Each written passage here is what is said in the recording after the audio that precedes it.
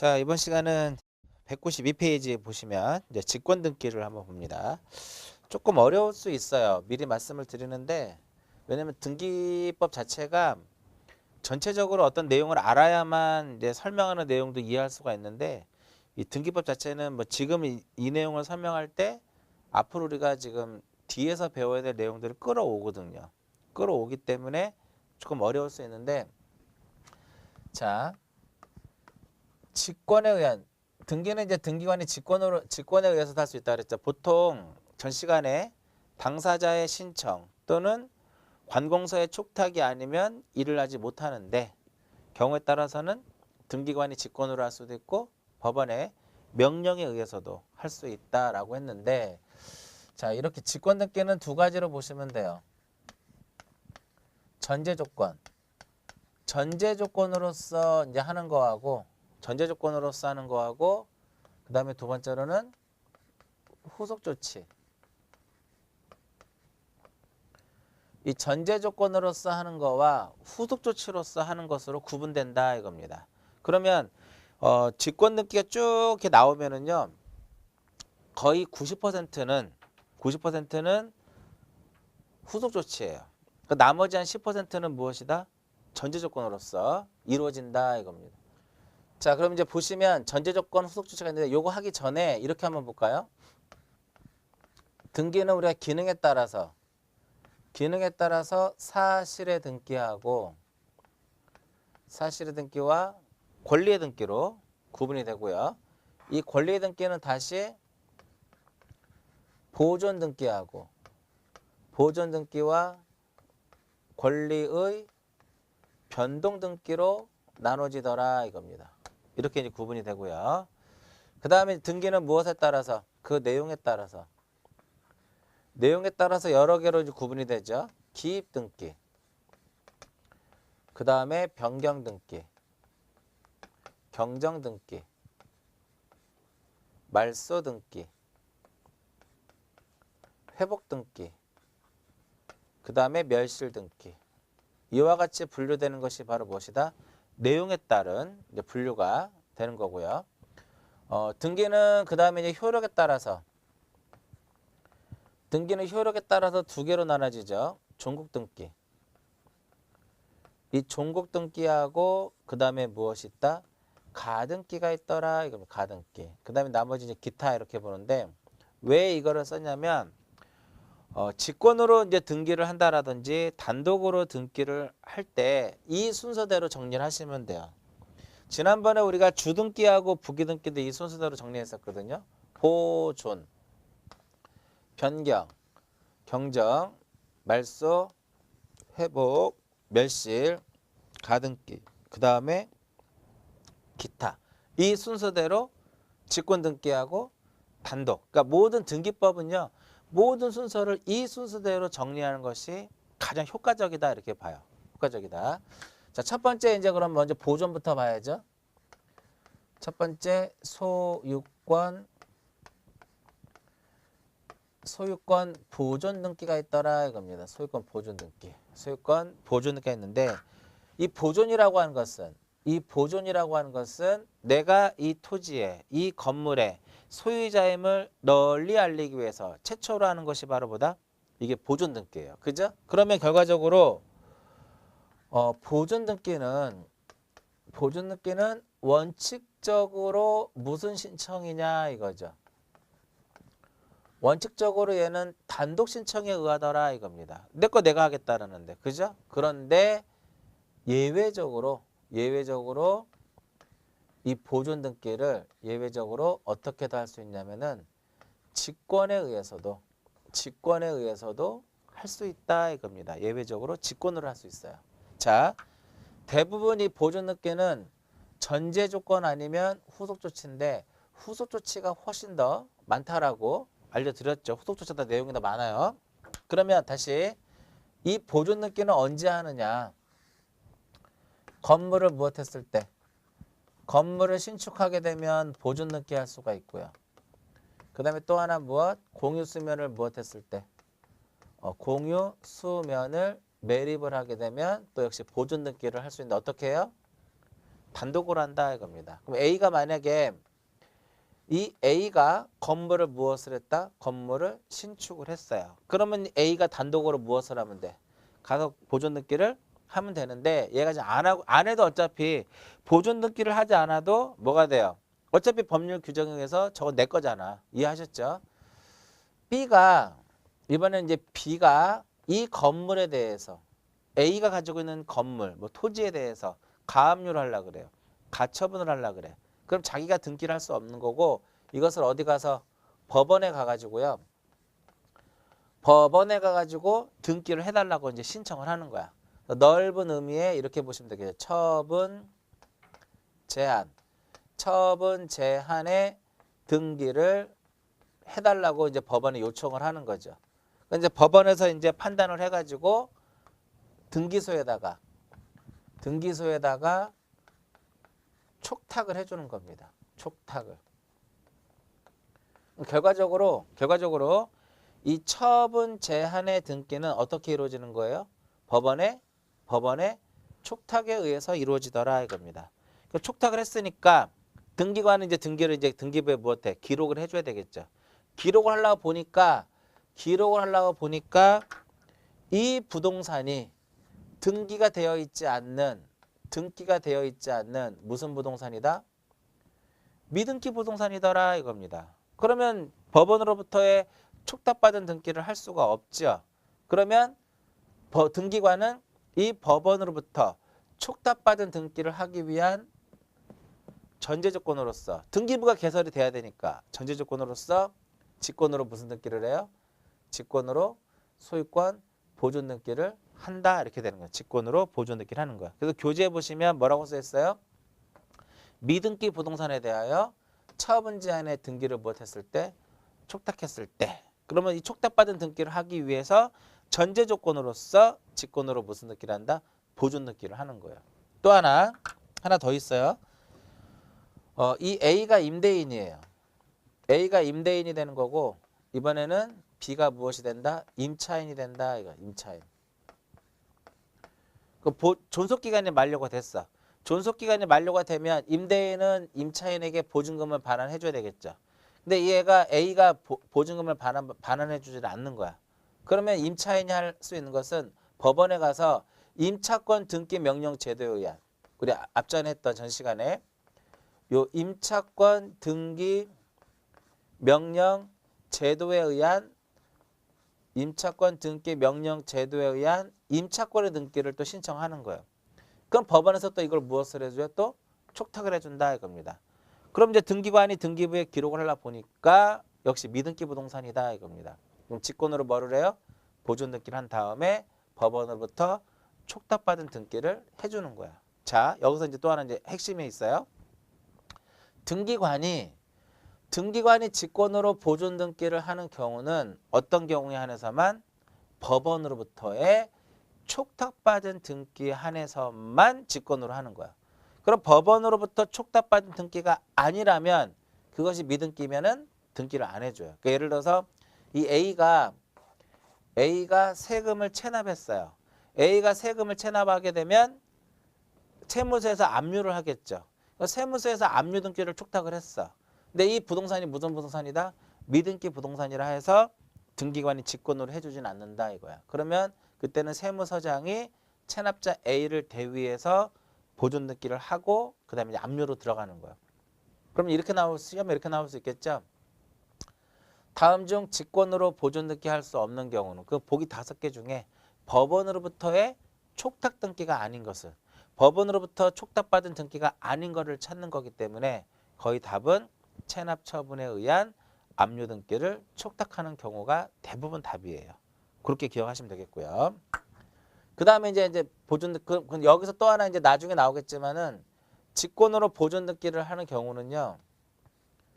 직권으로 보존 등기를 할 때는 등기필 정보를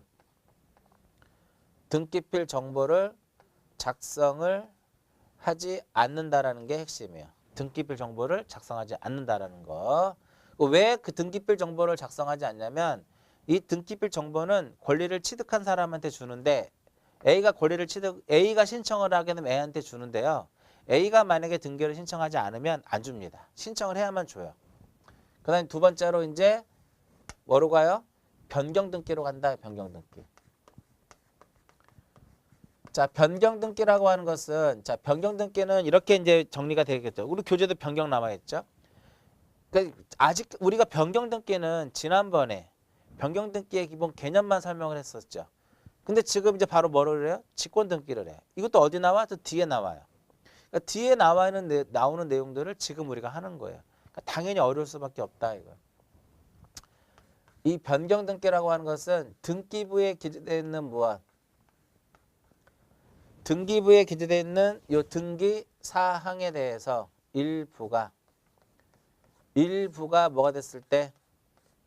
불일치가 됐을 때, 일부가 불일치가 됐을 때 이를 시정하는 거, 바로 잡는 거죠. 시정하기 위한 것이 바로 무엇이다? 이것이 변경 등기더라 이겁니다. 여기서 이제 등기사항이라고 하는 것은 등기부 표제부 어디에? 표제부 표시란에. 갑고을고 어디에?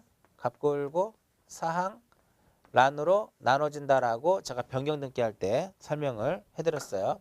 그럼 여기서 사항란 하면 항상 뭘 떠올려야 되냐면은 권리자 및 무엇? 권리자 및 기타 사항을 떠올라야 된다라고 말씀드렸어요. 권리자 및 기타 사항. 권리자의 성명과 주소와 주민번호 하면 이 권리자의 성명과 주소와 주민번호를 무엇이라고 한다? 등기 명의인의 표시라고 했었잖아. 그 앞에 게 정리가 안 되면 여기서 또 힘들어지는 거예요. 등기 명의인의 표시다 이겁니다. 이와 같이 이렇게 등기 명의인의 표시가 무엇이 될 수 있어요? 변경이 될 수 있더라 이겁니다. 그 다음에 기타적인 내용이 있는데 여기서 이제 기타적인 내용이라 하면 뭐 전세금이라든지 전세금, 뭐 존속기간, 뭐 채권액, 이율 등등 이런 것을 의미하는데 그러한 것들이 바뀔 때 하는 것은 무슨 등기다? 권리의 변경 등기다라고 말씀을 드렸어요. 잘 생각하셔야 돼요.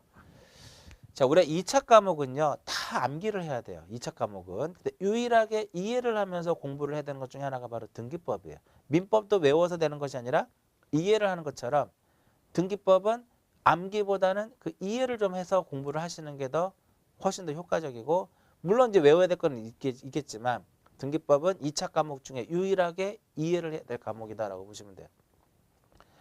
이 권리의 변경이라고 하는 것은 전세금을 증액하거나 감액하거나 뭐 존속기간을 연장하거나 단축할 때 하는 거니까 권리의 변경이 되면 이득을 보는 사람도 있고 불이익을 보는 사람도 있더라 이겁니다. 그죠?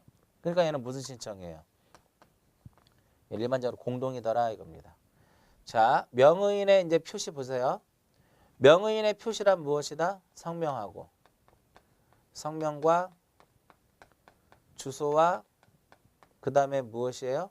성명과 주소와 주민등록번호를 무엇이라고 한다? 명의인의 표시다라고 이제 표현을 합니다.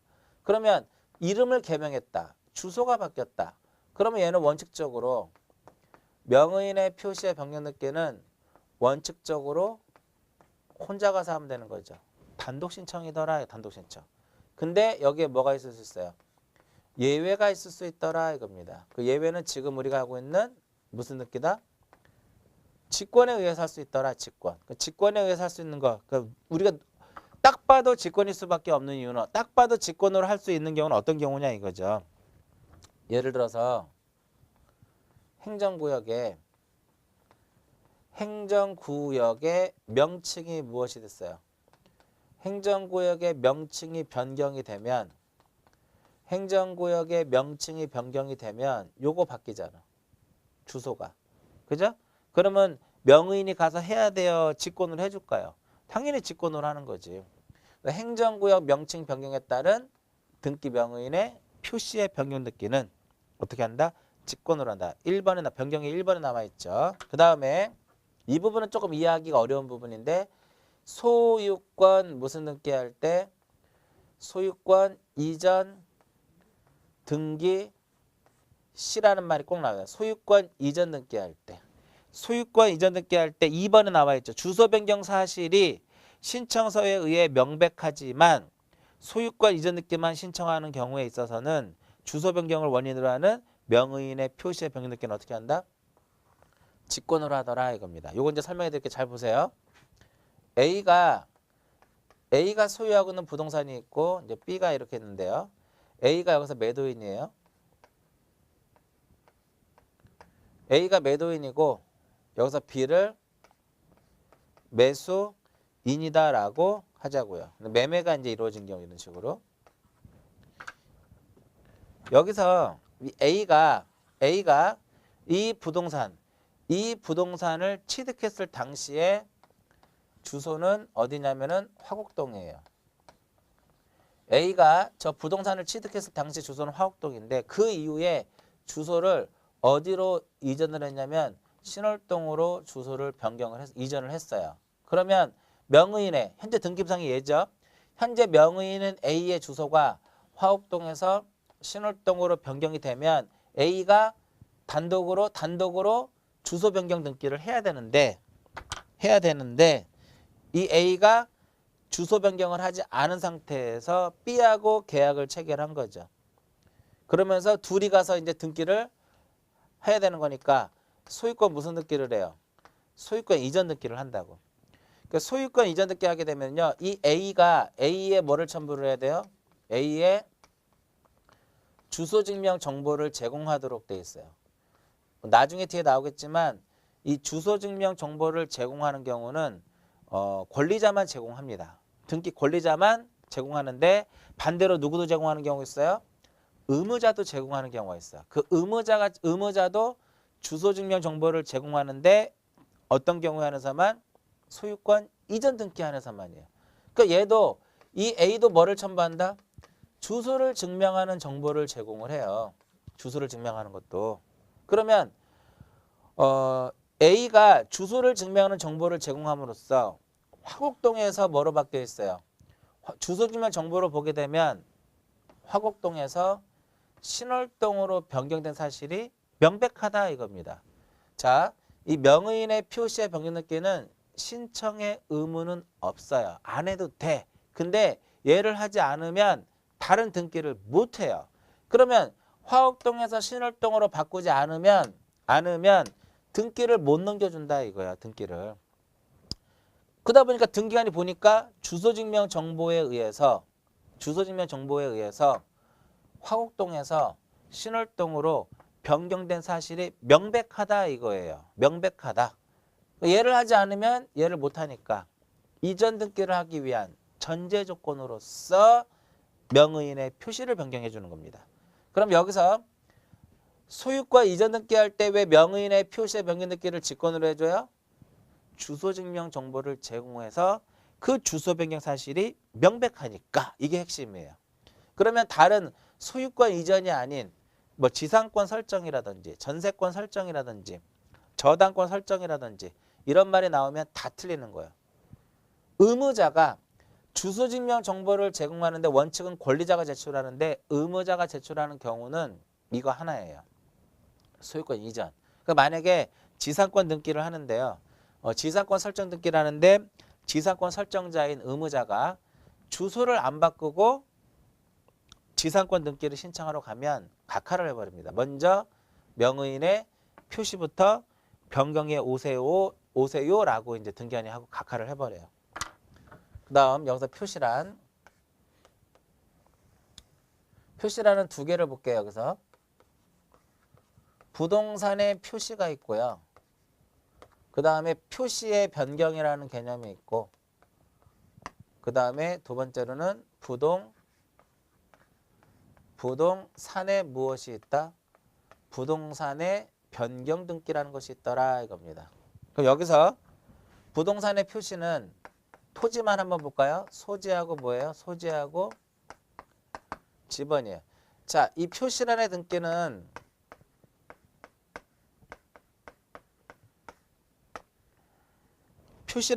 사실의 등기죠. 그러니까 사실의 등기니까 얘는 무슨 신청이에요?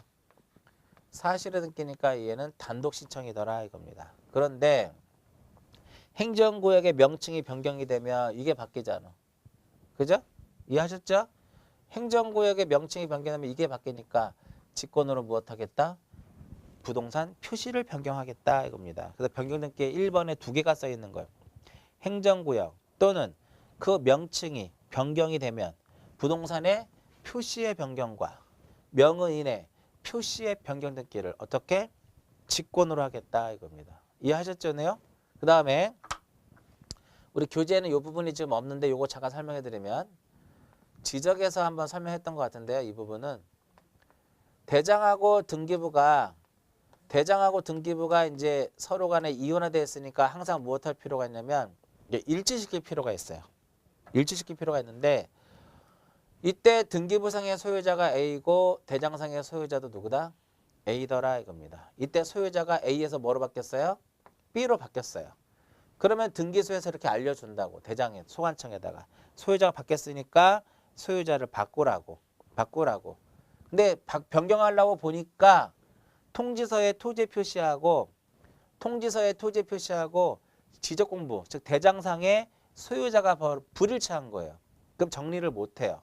못하고 이렇게 통지를 합니다. 이것을 우리가 불부합 통지라고 얘기를 해요. 불부합 통지다라고 얘기를 해요. 그럼 불부합 통지를 받은 등기소에서는 1월 동안 기다렸다가 토지 소유자가 변경하지 않으면 얘를 직권으로 해버립니다. 그래서 불부합 통지에 따른 부동산의 변경 등기 직권으로 한다. 그 정도 하나 기억하시고요. 그다음 이제 변경 등기 다음에 무슨 등기예요? 경정 등기더라. 이거 경정 등기. 경정 등기는 등기 사항의 일부가 불일치했을 때 이를 시정하는데 여기 설명 안 했네. 변경 등기는 후발적 불일치가 되는 거고요. 변경은 후발적 원인이 되는데 경정은 뭐예요? 경정은 원시적 불일치이어야 한다 이겁니다. 근데 만약에 등기가 일부가 원시적으로 잘못됐는데 그거 누가 잘못했어요? 그게 등기관이 잘못했다 이거야. 등기관이 잘못하게 되면 등기관이 직권으로 무엇하면 돼요? 직권으로 경정하면 된다 이거. 등기관에 어떤 착오라든지 유루가 있어가지고 잘못 등기가 되면은 이때는 등기관이 어떻게 직권으로 경정 등기하더라 이겁니다. 됐고요. 그 다음 이제 세 번째로는 이제 무슨 등기로 가요? 봐요. 보존, 변경, 경정, 그 다음에 어디로 가? 말소로 가잖아, 말소로. 세 번째로는 말소 등기로 가자, 말소 등기.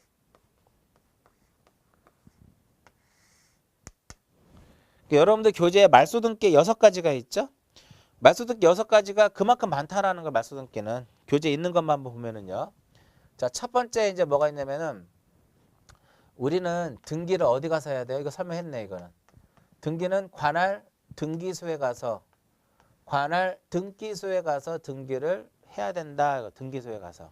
근데 만약에 관할을 무엇을 해서 관할을 위반을 해가지고 등기를 무엇을 해요?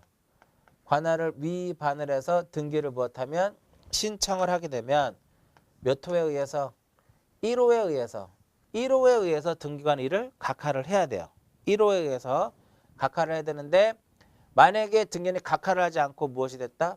1호에 의해서 각하 결정을 해야 되는데 각하를 하지 않고 등기관이 이것을 무엇했다? 실행을 했더라 이겁니다. 그럼 이 실행된 등기의 효력은 실행된 등기는 당연 무효인 등기고 그리고 또 등기관이 직권에 의해서 무엇을 해버려요? 직권에 의해서 말소를 합니다. 직권 말소가 되고 또한 이의 신청의 대상이 될 수 있더라 이겁니다. 요게 그래서 직권 말소가 나오는 관할 위반의 등기. 그 다음에 같이 2호 있죠. 그러니까 1호가 관할 위반의 등기고 1호가 관할 위반이고요. 2호가 바로 뭐냐면 자꾸만 등기 안 되는데 등기해달라고 떼쓰는 거죠. 2호. 그 2호가 바로 보다 2호가 사건이 등기할 사항이 아니더라 이겁니다. 사건이 등기할 사항이 아닌데도 불구하고 자꾸만 등기를 해달라고 뗐어요. 그럼 몇 호에 의해서? 2호에 의해서 각하가 되더라 이겁니다. 그런데 등기를 어떻게 했어요?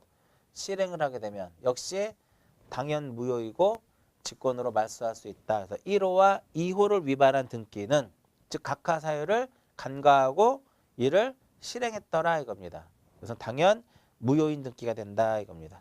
그 다음 두 번째.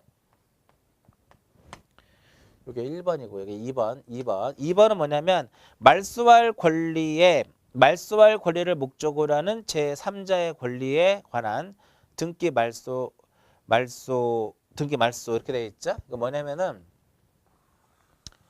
A가 이제 어떤 소유권을 가지고 있는데 이 권리에 이 소유권을 가지고 있는데 B에게 예를 들어서 어떤 그 권리를 설정해 줬어요. 뭐 전세권을 설정해 줬다라든지 뭐 지상권을 설정해 줬다라든지 이렇게. 그랬을 때 요 권리가 무엇이 되면 이 권리가 말소가 되면 얘도 어때요? 죽어야 돼요. 후속 조치로서. 그래서 이 권리는 어떻게 된다? 직권으로 무엇을 한다? 말소를 하더라 이겁니다. 그러니까 이때 이 B를 우리가 뭐라고 표현을 하냐면 등기법상에서 이 B를 이해관계인이다라고 얘기를 해요. 이해관계인이다라고 얘기를 해요. 그럼 이 권리가 무엇되면 이 권리가 말소가 되면 이것도 죽죠. 그죠? 그러면 얘가 이해관계인이야. 그럼 이해관계인은 뭐를 첨부를 해야 돼? 이해관계인의 승낙서가 들어와 줘야 돼요. 승낙서가 들어올 것을 요건입니다. 그래서 승낙서가 들어왔다라고 하는 것은 결과적으로 무슨 의미예요? 나도 죽겠다라는 거거든. 나도 죽겠다 이거야. 그 얘를 말소했으니까 얘는 어떻게 돼요? 죽는다 이겁니다. 권리를 한번 써볼까요? 여기가 소유권을 가지고 A가 소유권이에요. 소유권. 근데 얘가 전세권자예요. 소유권이 죽으면 당연히 이 전세권도 어때요? 죽는다 이겁니다. 그럼 이 전세권자의 B는 이해관계이니까 뭐를 첨부를 해야 돼요? 승낙서를 첨부를 해야 돼요. 됐죠? 예를 들어서 이렇게도 보셔도 돼요. 1번에 전세권 설정 A가 있고 1-1에 저당권 설정 저당권자 B가 있더라 이겁니다. 그럼 이 저당권은 이 전세권을 목적으로 하기 때문에 이 저당권은 이 전세권을 목적으로 하기 때문에 부기등기로 하는 거죠. 이때 이 전세권이 존속기간이 만료가 돼가지고 이거를 말소를 하려고 그래요. 그럼 이 주등기가 없는 부기등기는 존재하지 않죠. 그 전세권이 죽으면 당연히 뭐도 죽어요? 이 저당권도 죽어. 이때 이 B를 뭐라 그래요? 이해관계인이라 그래요. 얘가 뭐가 들어와야 돼? 승낙서가 들어와줘야 돼. 승낙서가. 그러면 이렇게 2번 해가지고요. 1번의 전세권을 무엇을 했다? 1번의 전세권을 말소등기를 했다라 이겁니다. 그럼 얘가 죽었잖아. 그죠? 그러면 이 주등기가 없는 주등기가 존재하지 않는 부기등기는 있을 수 없기 때문에 이때는 등기관이 후속 조치로서 얘를 죽이는 거예요. 이게 2번 내용이고요. 그 다음 3번. 세 번째. 가등기를 하고 그 후에 무엇을 해요? 가등기를 하고 후에 본등기를 하는데 이 사이에 이루어지는 등기를 우리는 무엇이라고 하냐면은 중간에 처분이 됐다 해가지고 중간 처분 등기다라고 표현을 해요. 이때 얘가 이제 무엇을 하면 본등기를 딱 합니다. 그 이 중간 처분의 등기가 이 본등기의 권리를 침해하면 얘는 어떻게 돼요? 죽어요. 누가 죽여요? 본등기를 함으로써 후속 조치로서 직권으로 말소한다. 이거 얘는 직권 말소예요. 또 가등기에 기해서 본등기 했을 때 그 중간 처분 등기는 등기에는 어떻게? 직권으로 말소한다. 왜 말소를 한다? 이 본등기의 권리를 침해하기 때문에. 침해하기 때문에. 그 다음에 네 번째 수용. 자, A가 가지고 있는 이 부동산이 이렇게 했는데 이 부동산을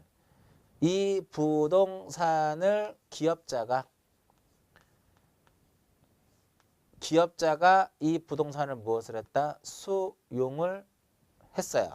그러면 이 A의 이 기업자는 A의 어떠한 협력을 기대하기 어려워요.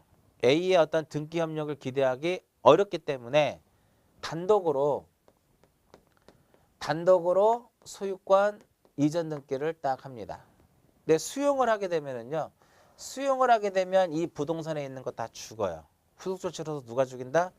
등기관이 다 직권으로 말소합니다. 수용을 하게 되면. 이렇게 보면은 수용 시기가 2017년 2월 26일이에요. 예를 들어서. 그럼 수용 시기 전이 있고 수용 시기 후가 이렇게 있으면 이렇게 생각하시면 돼요. 수용당하잖아요. 어떠한 부동산을 수용당하면 그 부동산에 존재하는 권리는 다 죽는다라고 생각하는 게 가장 편해요. 그럼 굳이 외울 필요 없잖아. 근데 수용 시기 이전에 경료된 소유권 이전 등기는 살아남아요. 여기서 그림상으로 보면 A 거라고 보면 돼. 그 이 A 거는 왜 살아남느냐? A의 등기는 왜 살아남느냐? 수용을 하게 되면은요. 등기부를 다 폐쇄하고 보존 등기라는 것이 아니라 A로부터 등기를 가져오는 거니까 얘로부터 가져오는 거니까 얘는 죽으면 안 되죠. 근데 수용 시기 이후에 경료된 소유권 이전 등기 만약에 B명의로 뭐 3월 1일 날, 3월 2일 날 B명의로 등기됐어요. 얘는 죽습니다. 얘는 죽어요. 다만 상속등기는 살아남아요. 상속등기 살아남는데 만약에 이 A가 2월 1일 날 사망했다 이거야. 그러면 얘는 A-는 등기하지 않아도 2월 1일 날 상속이 되잖아. 그래서 만약에 수용한 날이 이렇게 돼버리면은요. A가 사망을 먼저 했다고 하게 되면은 절차 자체가 A-로 상속등기를 하고 이렇게 가져와야 돼요. 이 등기를 하지 않으면 못 갖고 와요. 그러니까 얘는 살 수밖에 없는 거지. 등기가 이후에 됐다 하더라도. 그 다음에 소유권 이외의 권리는 역시 소유권 이외의 권리도 다 죽습니다. 소유권 이외의 권리도 다 죽는다 이겁니다. 다만 요역지는 살아남아요. 그러면 왜 요역지는 수용이 돼도 왜 요역지는 살아남느냐 이거죠. 수용이 돼도 요역지가 살아남는 이유는 이 요역지라고 하는 것은 그 토지를 위해서 존재하는 거잖아. 토지를 위해서 존재하는 거기 때문에 수용이 돼도 그 토지에 이로운 거니까 말소할 이유가 없다라는 거죠. 그래서 핵심은 수용을 원인으로 해가지고 소유권이 넘어가잖아요. 그럼 다 죽어요. 다 죽어. 뭐만 살아? 상속등기하고 요역지만 살아남는다. 이게 핵심이에요. 이렇게만 기억하셔도 돼요. 그 다음에 뭐 가등기라든지 처분 제한의 등기 이러한 경우는요. 수용 시기 전과 후를 불문하고 다 죽습니다. 이렇게 네 번째. 그 다음에 다섯 번째는 이제 환매죠. 환매. 자, 환매라고 하는 것은 매매 목적물을 다시 되찾아오는 거. 매매 목적물을 다시 되찾아오는 것을 우리는 이제 환매다라고 하는데 5번에 뭐라고 쓰여 있냐면 환매에 의한 권리 취득 등기를 한 경우 환매 특약 등기의 말소라고 써 있죠. 자, 보시면 A가 소유하고 있는 이제 부동산이 있는데 B한테 넘깁니다. 그럼 A를 여기서 매도인이라 하고 B를 매도인, 매수인 이렇게 취급이 되는데 등기를 이렇게 넘겨요. 넘기면서 다시 되찾아올 수 있게끔 대항할 수 있게끔 또 특약 등기를 합니다. 그러니까 이 등기가 무슨 등기예요? 소유권 이전 등기고 이 등기는 무슨 등기다? 특약 등기예요. 특약 등기. 그래서 이 소유권 이전 등기하고 이 특약 등기는 어떻게 해야 되냐면 동시에 해야 돼요. 반드시. 동시에 하지 않으면 각합니다. 동시에 별개의 서면으로 등기를 해야 돼요. 동시에 별개의 서면에 의해서 등기를 해야 된다 이겁니다. 나중에 뒤에 나오겠지만 이렇게 동시에 등기를 하잖아요. 동시에 등기를 하게 되면 접수번호가 똑같아요. 동일한 접수번호를 부여를 해야 된다 이겁니다. 2번 해가지고 소유권 이전이 B 앞으로 가면 특약 등기는 부기 등기로 이렇게 하는 부기 등기로 2-1 해가지고 환매 특약 등기가 이루어져요. 누구 명의로? A 앞으로 딱 이렇게 A 앞으로 딱 이렇게 이루어지더라 이겁니다. 이때 이 특약 등기에서는 우리가 설명했듯이 특약 등기에서는 B가 뭐가 돼요? A가 무엇이 되고 A가 권리자가 되고 B가 무엇이 된다? 의무자가 된다 그랬죠. 이 특약 등기 자체는. 환매 기간은요. 환매 기간을 몇 년을 넘지 못하냐면은 5년을 넘지 못합니다. 환매 기간은 5년을 넘지 못해요. 만약에 이 A가 5년 안에 환매권을 행사합니다. 다시 되찾아오겠다 이거지. 환매권을 행사한다라는 소리는 다시 되찾아오겠다 이거야. 그러면 3번 해가지고 소유권 무슨 등기를 한다? 소유권 이전 등기를 해요. 누구 앞으로? A 앞으로. 그러면 환매권을 이렇게 등기를 했다라고 하는 것은 환매권을 행사를 해서 B로부터 다시 등기를 가져왔다라는 소리잖아. 그러면 더 이상 이 특약 등기는 존재할 이유가 없죠. 후속 조치로서 다 말소를 해버리는 거예요. 그래서 4번 해가지고 2-1의 특약 등기를 2-1의 특약 등기를 무엇한다? 특약 등기를 말소를 이렇게 하더라 이겁니다. 말소를 한다 이겁니다. 됐죠 요거? 보시면 말소 등기를 직권으로 말소하는 거를 잘 보시면은요. 전부 다 후속 조치로서 하는 거예요. 후속 조치로서. 그 다음에 6번째 가처분의 등기도 가처분의 등기는 촉탁 등기로 촉탁에 의해서 이루어지거든요. 이 가처분 등기는 촉탁에 의해서 이루어지지만 이 등기를 가처분권자가 승소를 해가지고 자기 앞으로 등기를 하게 되면 이 가처분 등기를 말소하는 것은 누가 한다? 등기관이 직권으로 하도록 되어 있어요. 나중에 다시 한번 설명할 때가 있을 거예요. 대표적인 이 6개가 말소 등기의 무엇이다? 대표적인 직권 말소 등기에 해당되는 것이다 이겁니다. 그 다음에 4번째로 이제 뭐로 가요? 말소 회복 등기. 말소 회복 등기. 자, 회복 등기라고 하는 것은 무엇을 회복 등기라고 하냐면은 등기가 부적법하게 말소됐을 때 이를 회복하는 거죠. 회복 등기의 개념은 등기가 어떻게 개시되었느냐 이거예요. 어떻게. 등기는 공동으로도 등기가 이루어지고 또 단독으로도 이루어지고 촉탁에 의해서도 이루어지고요. 그 다음에 직권에 의해서도 이루어지더라 이겁니다. 직권에 의해서도. 그래서 핵심은 요거죠. 만약에 그러니까 이렇게 회복 등기는 어떻게 이루어지는 거냐면 만약에 공동으로 등기를 했어요. 공동으로 등기를 했는데 이것이 말소가 됐어. 부적법하게. 그럼 공동으로 회복하는 겁니다. 상속 등기는 단독이죠. 이것이 불법으로 말소가 됐어요. 그 단독으로 회복합니다. 촉탁에 의해서 이루어졌는데 이것이 불법으로 말소되면 촉탁에 의해서 회복을 하는 거야.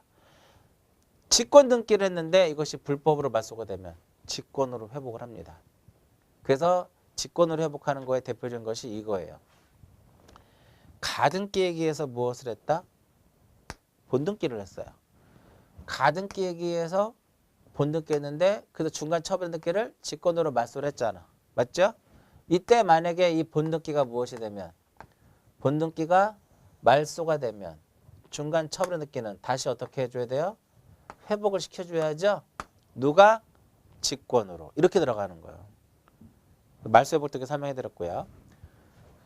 그 다음에 5번째로 이제 내용에 따른 분류의 멸실 등기가 있는데 멸실 등기는 직권 등기가 없어요. 왜냐면은 이 멸실 등기는 무슨 신청이기 때문에 멸실은 단독이기 때문에 단독 신청이기 때문에 직권 등기가 없더라 이겁니다.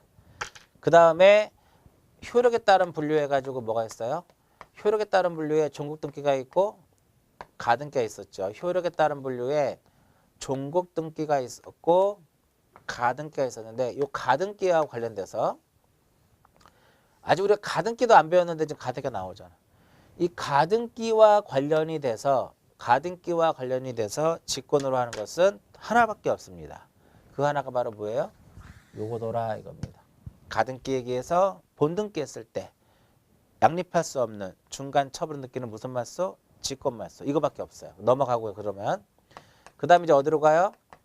기타로 가더라 이거. 기타. 기타는요. 기타는 크게 대지권 관련된 거예요. 근데 지금 이 부분은 이해하기 어려우니까 나중에 설명해 드릴게요. 대지권에서 한 번에 대지권과 관련된 것은 제가 한 번에 프린트로 해가지고 설명을 해드릴 기회가 있을 거예요. 그래서 대지권 등기가 이루어지면은요.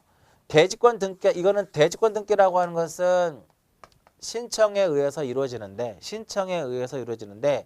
이렇게 대지권의 등기가 격려가 되면 후속 조치로서 하는 것이 있구나라고만 일단 기억하세요.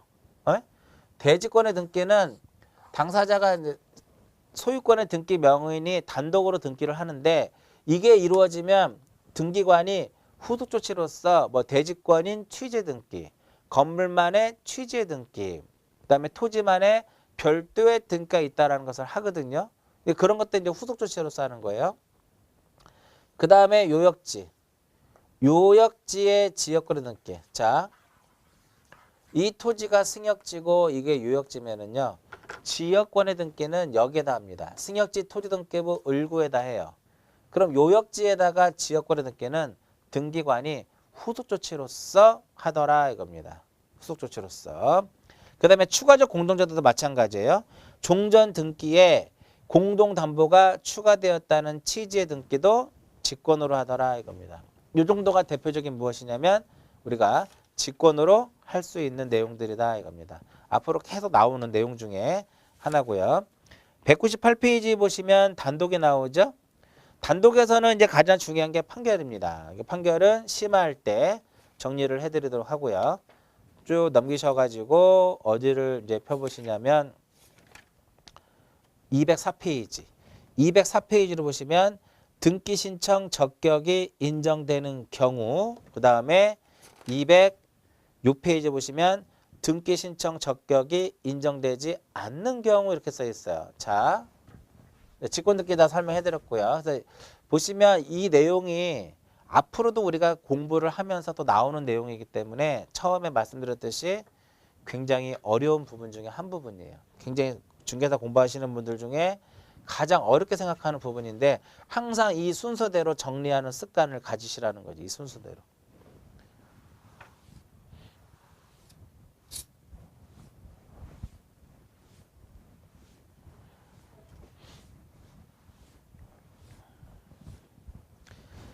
자, 등기는 우리가 공동신청을 하죠. 공동신청. 등기는 이제 공동신청을 원칙으로 하는데 공동으로 등기를 하는데 공동으로 한다라고 하는 것은 등기 권리자하고 등기 의무자가 하는 거죠. 등기 권리자하고 등기 의무자가 하는 것이 바로 무슨 신청이다? 이게 바로 공동신청이에요. 공동신청. 그래서 이때 이 권리자와 의무자가 될 수 있는 등기부상에 등기 권리자와 등기 의무자가 될 수 있는 그 자격을 등기 신청 적격이다라고 표현을 해요. 권리자와 의무자가 될 수 있는 자격을 무엇이라고 한다? 등기 신청 적격 이렇게 표현합니다. 그래서 교재에 보시면 적격이 인정되는 경우, 여기서도 적격이 인정되는 경우하고 인정되지 않는 경우 나와 있죠. 책에. 적격이냐 등기신 적격이냐 부적격이냐 이것만 하면 되는데 내용이 굉장히 뭐 길게 나와 있는데요. 그렇게 다 보실 필요 없고 일단 자연인은 다 됩니다. 이게 미성년자든 한정치산자든 피한정 후견인, 피성년 후견인 다 돼요. 그리고 또 누구도 돼요? 외국인도 가능하더라. 이거 외국인도. 이거 그래서 우리 자연인하고 구분을 해야 될 것이 206페이지 태아예요. 태아. 206페이지에 무엇이다? 태아다 이겁니다. 그 과연 태아 명의로 등기를 할 수 있느냐 없느냐를 따져요. 태아 명의로. 태아는요. 정지 조건설에 의하면 부적격. 해제 조건설에 의하면 적격. 그런데 판례는 뭐를 취하고 있다? 이 판례는 정지 조건설을 취하고 있기 때문에 태아 명의로는 등기를 할 수 없습니다. 그렇게만 기억하시면 돼요. 그 다음에 두 번째, 법인은 당연히 등기해야 성립이 되는 거잖아. 법인은 등기를 해야 성립하기 때문에 당연히 법인은 가능합니다. 법인은 가능하고요. 그래서 1번, 2번, 3번 나와 있는데 1번은 법인에 대한 내용이고요. 2번에서 가장 중요한 게 여기서 공법인 해가지고요. 시, 군, 구까지 가능해요. 시군구. 그러면 여기서 뭐는 안 된다? 읍하고 무엇은 안 된다? 읍면은 안 됩니다. 읍면은 등기 신청 부적격이에요. 읍면은 부적격입니다. 근데 문제는 뭐냐면 시험에 출제가 됐었던 것이 리와 동은 어떻게 될 것이냐? 리동은 어떻게 될 것이야? 리동. 원래 리동은 원칙적으로는 부적격이에요.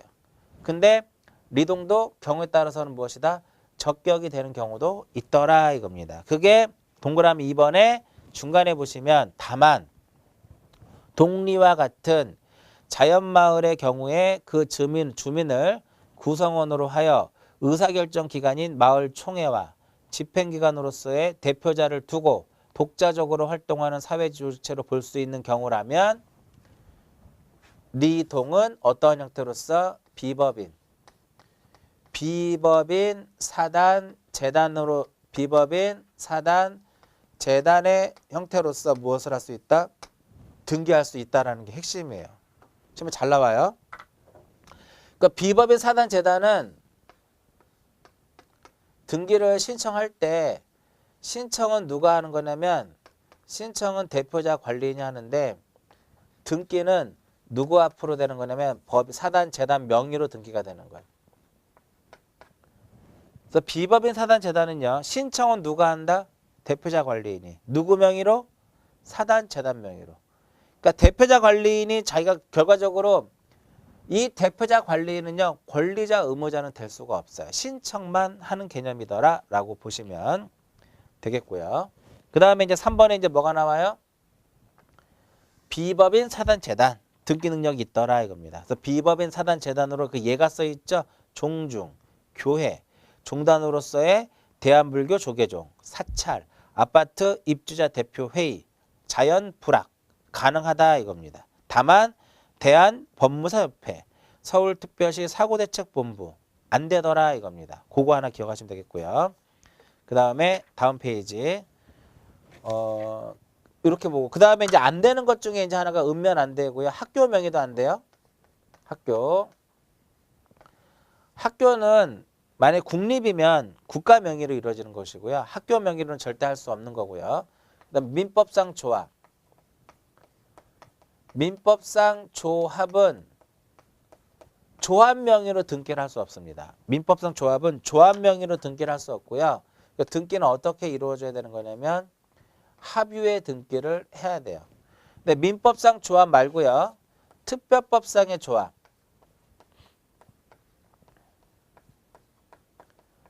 특별법상의 조합은 조합 명의로 무엇을 할 수 있다?